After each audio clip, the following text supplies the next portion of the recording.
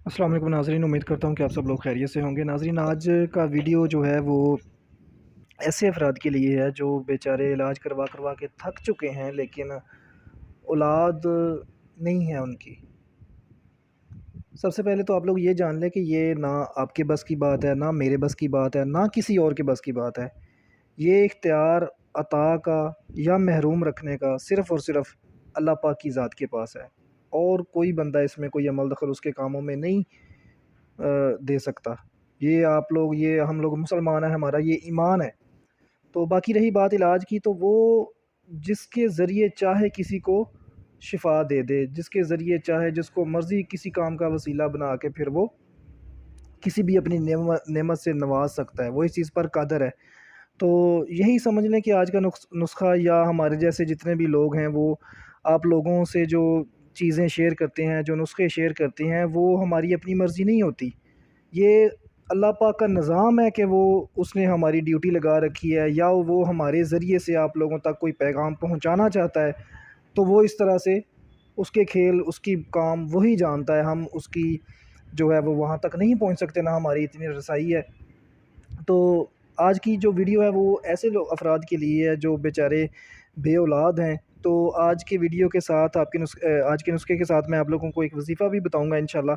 तो आपने ये वीडियो को स्किप नहीं करना, ध्यान से देखना और सुनना है, तो फिर इंशाल्लाह उसी तरह से अमल करें। तो उम्मीद है कि अल्लाह के घर से आपको ज़रूर औलाद जैसी नेमत जो है वो उससे आपको नवाजेगा इंशाल्लाह।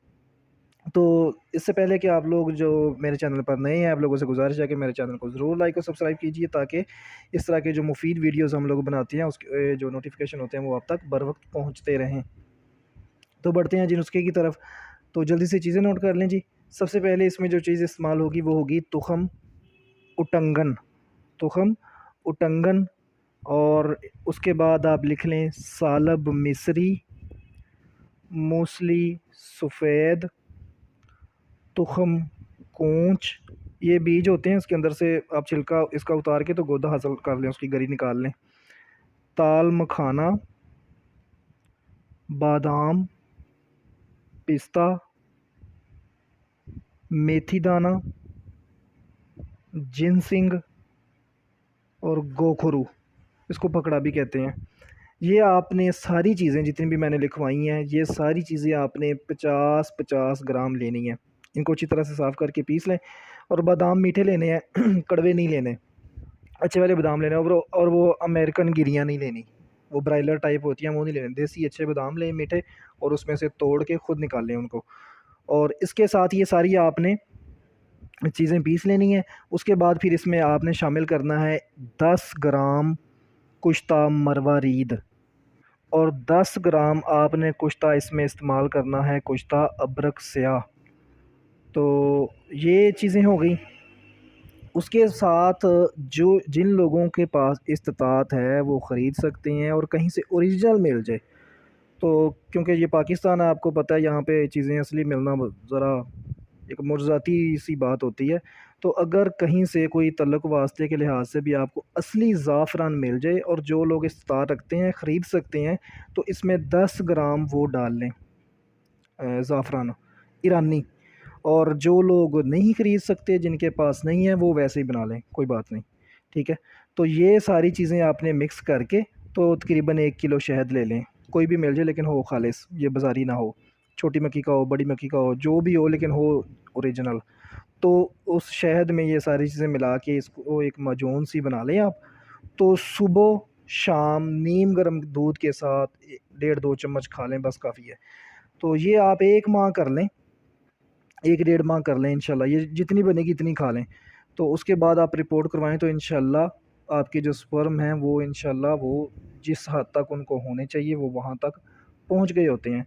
रही बात वजीफ़े की, मैंने आपसे बात की थी। तो वजीफ़ा नाज़रीन आपने ये करना है कि हर नमाज के बाद एक तस्बीह अस्तगफिरुल्लाह, यानी इस्तग़फ़ार की एक तस्बीह करें, दोनों फ़रीक मियाँ बीवी दोनों करें। और वो और तरफ ध्यान ना हो, कामों की तरफ ध्यान ना हो, दुकान की तरफ ध्यान ना हो, और जो हमारी बहनें हैं उनका वो हांडी की तरफ ध्यान ना वो रखी थी, जल ना जाए कहीं नमाज में। तो वो आपने दिल से पूरा गिड़गिड़ा के अल्लाह की तरफ से वो पूरा ध्यान एक लगा के, तो फिर वो इस्तग़फ़ार की तस्बीह करनी है। اور دل ہی دل میں آپ نے وہ دعا مانگنی ہے کہ آپ کی جو خطائیں بھی ہیں، جو ہماری اس نعمت سے جنہوں نے ہمیں ایسے گناہ جو ہمیں محروم رکھا ہوا ہے، تو یا اللہ تو انہیں معاف فرما۔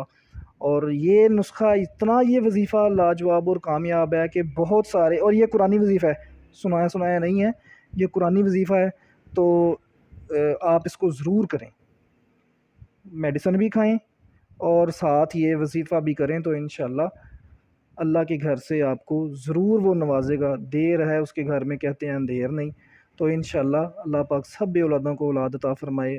میں نے نسخہ بھی بتا دیا، آپ کی خدمت میں پیش کر دیا، اور وظیفہ بھی پیش کر دیا ہے۔ تو میری دعا ہے کہ اللہ پاک سب جو بے اولاد ہیں ان کو نیک اولاد عطا فرمائے، اور مجھے بھی دعاؤں میں یاد رکھیے گا۔